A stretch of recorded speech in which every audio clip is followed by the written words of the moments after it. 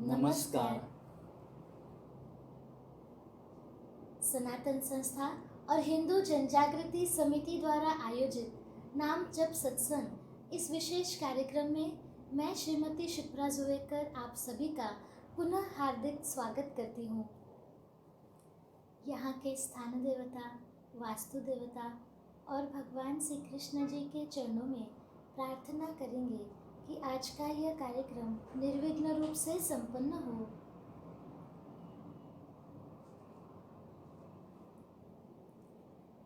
हम अब नाम जप सत्संग में आध्यात्मिक स्तरानुसार, वर्णानुसार और आश्रमानुसार साधना करना, यह 3 सिद्धांत आज समझ कर लेंगे। अब हम नाम सत्संग का प्रारंभ करेंगे। सनातन संस्था के धर्म प्रचारक संत सद्गुरु नंद कुमार जादव जी हमारा मार्गदर्शन करेंगे और उसके बाद प्रत्यक्ष संतों के साथ हम सामूहिक नाम जप अर्थात एक ही समय पर अपने अपने स्थान पर नाम जप करने का प्रयास करेंगे। अब मैं सनातन संस्था के धर्म प्रचारक संत सद्गुरु नंद कुमार जादव जी से प्रार्थना करती हूँ कि हमारा मार्गदर्शन करें। जी।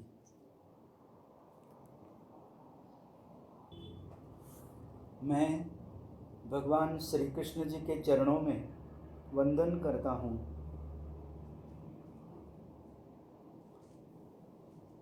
आप सभी से अनुरोध है कि आप अपने इष्ट देवता, उपास्य देवता अथवा कुल देवता से प्रार्थना करें कि आज का कार्यक्रम हम निर्विघ्न रूप से सुन पाएं। आज के सत्संग में हम एक संत कथा सुनेंगे। महाराष्ट्र से लेकर पंजाब तक उत्तर भारत में हरिनाम का प्रचार करने वाले महान संत नामदेव जी का जन्म महाराष्ट्र के सातारा जिले के नरसी बामनी गांव में हुआ था। उनके पिता का नाम दामा शेट्टी और माता का नाम गोणाई देवी था। उनका परिवार भगवान विट्ठल का परम भक्त था। एक दिन उनके पिता एक यात्रा पर गए थे। तब उनकी माता ने नामदेव को दूध दिया और कहा कि वे इसे भगवान विठोबा को भोग में चढ़ा दें। तब नामदेव सीधे मंदिर में गए और मूर्ति के आगे दूध रख कर कहा, लीजिए भगवान, दूध ग्रहण कीजिए। उस मंदिर में उपस्थित लोगों ने उनसे कहा, ये मूर्ति है, मूर्ति कैसे दूध पिएगी? परंतु 5 वर्ष के बालक नामदेव नहीं जानते थे कि विट्ठल की मूर्ति दूध नहीं पीती। मूर्ति को तो बस भावनात्मक भोग लगवाया जाता है। तब उनकी बाल लीला समझकर मंदिर में उपस्थित सभी लोग अपने अपने घर चले गए। जब मंदिर में कोई नहीं था तब नामदेव निरंतर रोए जा रहे थे और कह रहे थे, विठोबा ये दूध पी लो, नहीं तो मैं यहीं इसी मंदिर में ही रो रो कर प्राण दे दूंगा। बालक का भोला भाव देखकर भगवान विठोबा पिघल गए। तब वे प्रकट हुए और स्वयं दूध पीकर नामदेव को भी पिलाया। तब से बालक नामदेव को विट्ठल नाम की धुन लग गई और वे दिन रात विट्ठल नाम की रट लगाने लगे। इस कथा की सीख है कि भोला भाव होगा तो भगवान स्वयं भक्त की इच्छा पूर्ण करते हैं। जी सद्गुरु जादव जी, भोला भाव कैसा होता है ये हमें इस कथा से सीखने मिला, हाँ। इसके लिए हम सभी आपके चरणों में कृतज्ञ हैं। आज प्रश्न आए थे, हमें आध्यात्मिक स्तर के अनुसार साधना करना, साधना का यह सिद्धांत विस्तार से समझाएं। जी, बताता हूँ। जी। यहाँ आध्यात्मिक स्तर का अर्थ है अधिकार। संत तुकाराम महाराज जी ने कहा है, साधना करने की जिसकी जैसी क्षमता होगी वैसा ही उसे उपदेश मिलेगा। आप जितनी कर पाएं उतनी ही साधना करने का प्रयत्न करें तो ही प्रगति होगी। हमारा जो आध्यात्मिक स्तर है उससे अगले आध्यात्मिक स्तर के अनुसार कृति करने के प्रयास हमें करने चाहिए। ये मैं पुनः दोहराता हूँ, हमारा जो आध्यात्मिक स्तर है उससे अगले आध्यात्मिक स्तर के अनुसार कृति करने के प्रयास हमें करने चाहिए। इसलिए आध्यात्मिक स्तर के अनुसार साधना अब हम समझ लेते हैं। मान लीजिए कि निर्जीव वस्तुओं का आध्यात्मिक स्तर 0% एवं मोक्ष प्राप्त व्यक्ति का आध्यात्मिक स्तर 100% है, तो कलियुग में सामान्य व्यक्ति का आध्यात्मिक स्तर 20% होता है। 20% आध्यात्मिक स्तर का व्यक्ति धर्म, अध्यात्म को न मानने वाला, स्वार्थी और नास्तिकवादी होता है। 25% आध्यात्मिक स्तर का व्यक्ति आस्तिक तो होता है, किंतु वो साधना का कुछ भी प्रयास नहीं करता है। 30% आध्यात्मिक स्तर का व्यक्ति पूजा पाठ, देवालय जाना, सुंदरकांड का पाठ करना, स्तोत्र पाठ करना, उपवासादि व्रताचरण करना इत्यादि कृति करता है। 40% आध्यात्मिक स्तर का व्यक्ति भगवान का स्मरण करता है, अर्थात नाम जप कर दिन भर ईश्वरीय अनुसंधान में रहने का प्रयास करता है। 50% आध्यात्मिक स्तर का व्यक्ति सत्संग में जाना, साधना के दृष्टिकोण सीखना, जिज्ञासा से धर्म ग्रंथ का वाचन करना, संतों की वाणी सुनना इत्यादि प्रयास करता है।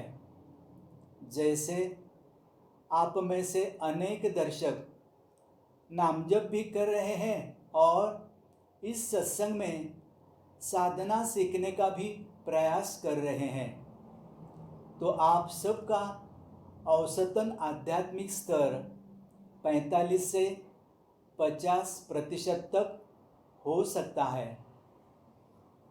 55% आध्यात्मिक स्तर का व्यक्ति सत्सेवा अर्थात धर्म सेवा करता है। जैसे सत्संग में अध्यात्म जितना सीखा है वो दूसरों को अर्थात परिवारजन, इष्ट मित्र, पड़ोसी, कार्यालयीन सहकारी इत्यादि को बताता है। धर्म कार्य में सहायता करना, देवालय में जाकर स्वच्छतादि करना इत्यादि सेवा करता है। 55% आध्यात्मिक स्तर होने पर हमें शिष्यावस्था प्राप्त होती है और हमारे जीवन में गुरु आते हैं।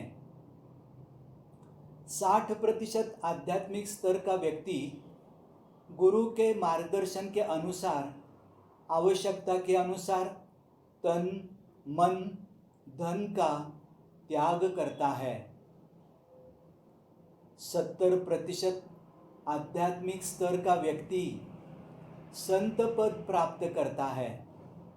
इसके उपरांत व्यक्ति की ईश्वर से एकरूप होने की प्रक्रिया आरंभ होती है।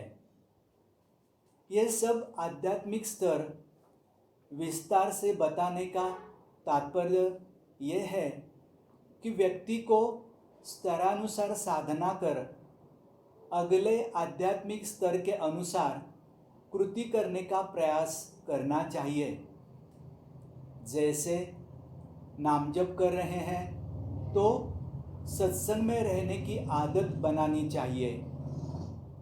आगे सत्संग में जा रहे हैं तो केवल श्रवण भक्ति ना कर धर्म सेवा में सहभाग लेना चाहिए। इस प्रकार से अगले चरण की साधना करने से आध्यात्मिक उन्नति करना संभव होता है। जी, हमें ये अच्छे से समझ में आया। अब आगे हमें वर्णानुसार साधना करना, साधना का ये सिद्धांत भी विस्तार से समझाएं। जी, बताता हूँ। यहाँ सर्वप्रथम मैं स्पष्ट करना चाहूँगा कि वर्ण का अर्थ जाति नहीं है। भगवान श्री कृष्ण ने श्रीमद् भगवद गीता में कहा है, चातुर्वर्ण्यम मया सृष्टम गुणकर्म विभागशः। इसका अर्थ है, मैंने गुण कर्म के अनुसार 4 वर्णों की निर्मिति की है। जिसकी जैसी साधना करने की क्षमता होगी अथवा जिसके लिए जो साधना आवश्यक होगी उसके अनुसार विशिष्ट वर्ण में प्रत्येक व्यक्ति जन्म लेता है। अंत में अपना तन, मन, धन इतना ही नहीं, प्राण भी ईश्वर को अर्पण करने हैं। अपने पास जो भी है उसे ईश्वर को अर्पण करने से अर्थात वर्णानुसार साधना करने से प्रत्येक व्यक्ति शीघ्र आध्यात्मिक उन्नति कर सकता है। संक्षेप में वर्णानुसार साधना के अनुसार हमें हमारे गुण और कर्म के अनुसार साधना करने का प्रयास करना चाहिए। पहले हम ब्राह्मण वर्ण की साधना का अर्थ समझ कर लेते हैं। हमारी बौद्धिक क्षमता अच्छी है और हमें दूसरों को पढ़ाने के लिए आवश्यक प्रेम भाव ये गुण है, तो हमें आध्यात्म का अध्ययन एवं अध्यापन कर सत्सेवा करनी चाहिए। संक्षेप में ब्राह्मण वर्ण की साधना है मन एवं बुद्धि का अर्पण। अब हम क्षत्रिय वर्ण की साधना का अर्थ समझ कर लेते हैं। यदि हमारे मन में धर्म की रक्षा का विचार है और शारीरिक, मानसिक, वैचारिक और आध्यात्मिक स्तर पर कार्य करने की क्षमता है, तो हमें दुष्प्रवृत्तियों के विरुद्ध जागृति करना, आंदोलन करना, साधक संतों पर होने वाले आक्रमणों से उनकी शारीरिक, मानसिक, वैचारिक रक्षा करना और धर्म हानि रोकना इत्यादि प्रयास करना चाहिए। ये क्षत्रिय वर्ण की साधना होती है। अब हम वैश्य वर्ण की साधना का अर्थ समझ कर लेते हैं। जिसमें धन प्राप्त करने की क्षमता है, वो सन्मार्ग द्वारा धन अर्जित कर या जिसके पास संपत्ति है वो उसे सत्कार्य हेतु अर्पण करें। ये हुआ धन का अर्पण अर्थात वैश्य वर्ण की साधना। अब शूद्र वर्ण की साधना का अर्थ समझ कर लेते हैं। यदि किसी के पास बुद्धि और धन दोनों ही न हो तो वो अपने शरीर द्वारा ईश्वर की अर्थात सत्सेवा कर सकता है। ये हुआ तन अर्पण अर्थात शूद्र वर्ण की साधना। दैनिक जीवन में हर व्यक्ति प्रत्येक वर्ण के अनुसार कर्म करता है। वो जब बच्चों को संस्कार देता है अर्थात उस समय वो व्यक्ति ब्राह्मण होता है। उस व्यक्ति को छलने लूटने वाले दुकानदार अथवा व्यक्ति का जब वो विरोध करता है उस समय वो व्यक्ति क्षत्रिय होता है। दान धर्म करते समय वो व्यक्ति वैश्य होता है। मंदिर स्वच्छता अथवा घर की स्वच्छता करते समय हम शूद्र होते हैं। इसलिए हर व्यक्ति को चारों वर्णों के अनुसार साधना करने का प्रयास करना चाहिए। चारों वर्णों की साधना एक साथ करने से अध्यात्म में शीघ्र उन्नति होती है। जी, ये भी सिद्धांत हमें अच्छे से समझ में आया। तो अब हमें आश्रमानुसार साधना करना, साधना का ये सिद्धांत भी विस्तार से समझाएं। जी, समझाता हूँ। जी। सनातन धर्म में 4 आश्रम बताए गए हैं। पहला ब्रह्मचर्याश्रम अर्थात विद्यार्थी अवस्था। इस अवस्था में विद्यार्थी अविवाहित होता है। दूसरा आश्रम है गृहस्थाश्रम, जिसमें विवाहित व्यक्ति उपजीविका द्वारा अर्थार्जन कर परिवार का पोषण करता है।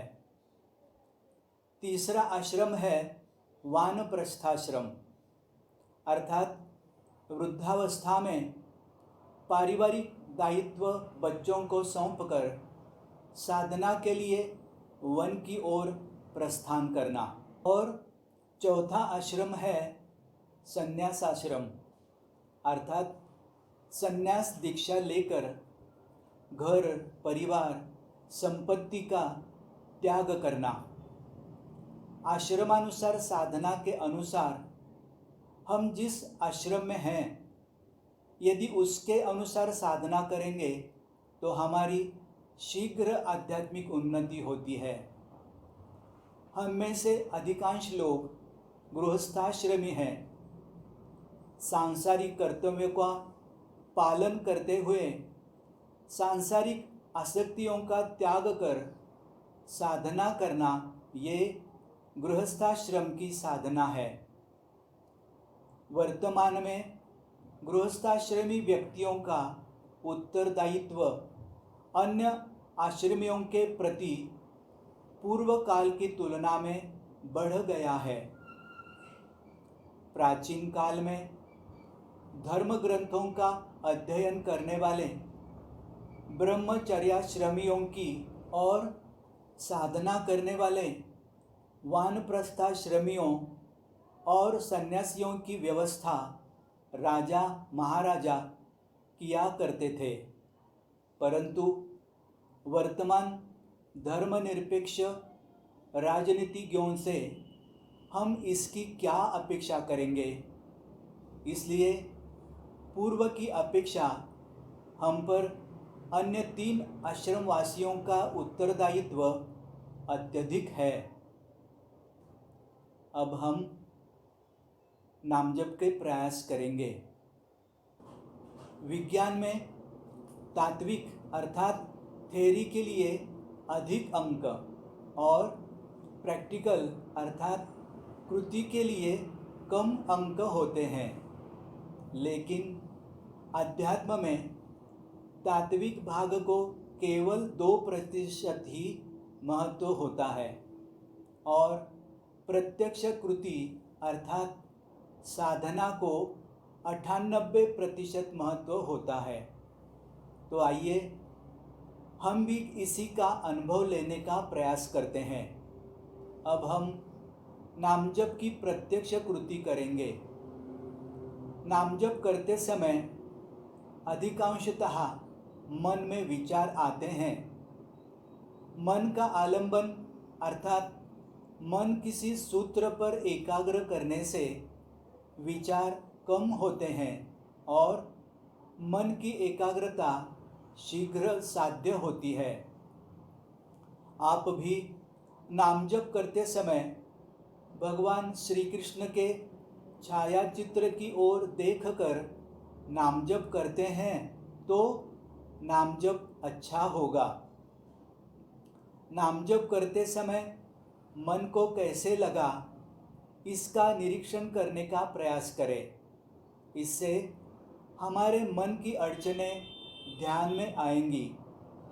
इन अड़चनों और मन की शंकाओं को आप सत्संग में पूछ सकते हैं, जिससे आपको इनका समाधान मिलेगा। साथ ही आपको यदि कुछ आध्यात्मिक अनुभव अर्थात अनुभूतियाँ आती हैं तो वे भी हमें बताएं। उसका भी आध्यात्म शास्त्रीय विश्लेषण हम सत्संग में लेंगे। और अब नामजप के संबंधी अधिक सूचनाएं श्रीमती क्षिप्रा जी हमें देंगी। जी, सद्गुरु जादव जी, आज हमें जो सिद्धांतों के बारे में इतना कुछ सीखने मिला, उसके लिए दर्शकों की ओर से हम आपके प्रति कृतज्ञ हैं। जी जी। अब हम श्री कृष्ण जी का नाम जप ऑडियो के द्वारा लगाएंगे। इस ऑडियो की एक विशेषता है, सनातन संस्था की संत सद्गुरु श्रीमती अंजलि गाडगिल जी ने यह सात्विक जप का उच्चारण किया है।